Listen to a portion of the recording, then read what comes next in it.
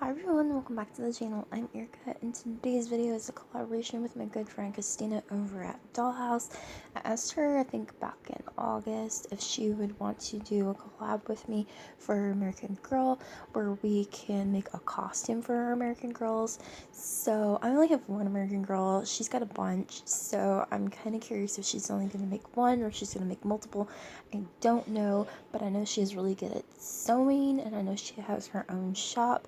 So definitely go check her out. Her links will be in the description box down below, possibly in the little icon in the corner, maybe even in the end slate if I remember to do that. But anyways, in my video, I am going to be making the costume plus some candy because this is the first year that I've had an American Girl and she has pretty much nothing. So it's time to get crafting. So let's get started. To get started with my costume, I am going to be recycling these old pajama pants that was in our yard sale bin. We're not doing any more yard sales for like a very long time, but these were going to waste, and I was like, why not use them to make something for my American Girl? The print is a little too big for Barbie, so American Girl was perfect for this. So I cut a portion of the leg off, and I still have a lot left, and then I just took my doll and I had made sure that it was big enough for her to fit inside, and I cut it at the bottom where like it was already hemmed where the leg was. And right here I messed up. I shouldn't have cut in that direction. I should have done it the opposite direction. So it kind of gave it a snug fit at the ankle in the end, and then later on I cut out the little V shape for the little leg area. And then I cut off a triangle shape at the arms.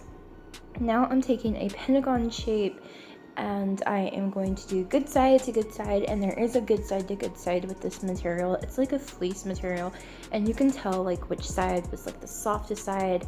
I wanted the softest side to be on the outside so it would look prettier, if that makes sense. So now I'm just going to hem the sleeves first before I stitch it. But then after I hem the sleeves, I am just going to stitch it all the way down to the ankle, from to the wrist to the ankle, and then I will cut a slit in the middle of the top portion of this onesie. And the reason for that is so that the doll can slide through, and if you wanted to, you could use this as the back piece, but I wanted this to be my front piece because I'm going to use Velcro to close it. But before I sew on the Velcro, I need to make a hoodie because this is like a cat leopardy kind of costume onesie. So I did cut out a big enough piece for the head. There's no measurements, you guys, sorry. I was eyeballing everything. This is why it's not perfect like at all.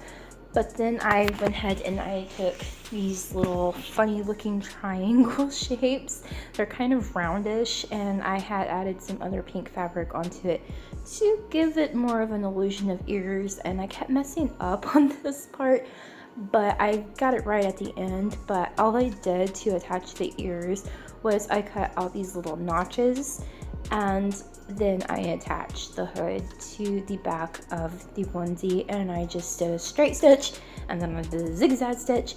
Now if you wanted to, you could line this. I didn't think there was any point of doing that, and I did go ahead and hem the collar line, well, the neckline. To get started with making my lollipops for my American Girl, I am taking 6 of these little paperboard circles that I have punched out with my 1-inch hole punch, and I am taking 4 of them and I am gluing them together, and then I'm going to cut out a little notch in the middle, and then I'm going to glue one of the plain circles on top, and then I'm going to glue my 2-inch piece dowel to the middle of the notch, and then glue on the other plain circle on top of it, And right here I am taking a piece of straw. It would be better if it was like a clear straw, but I don't have one, so I'm just using a regular drinking straw, and I am using my hot glue to secure it in place. And I do glue hot glue around the lollipop as well to make it a little bit more smoother. And right here I'm drawing on a spider. It didn't turn out as good because my hot glue gun isn't one of those precision ones, but I think it turned out okay in the end. And then I paint it and I coat it in polyacrylic. My little trick-or-treating bucket is those little white ones from the Dollar Tree, and then I just put a sticker on it, and that is my Halloween treats.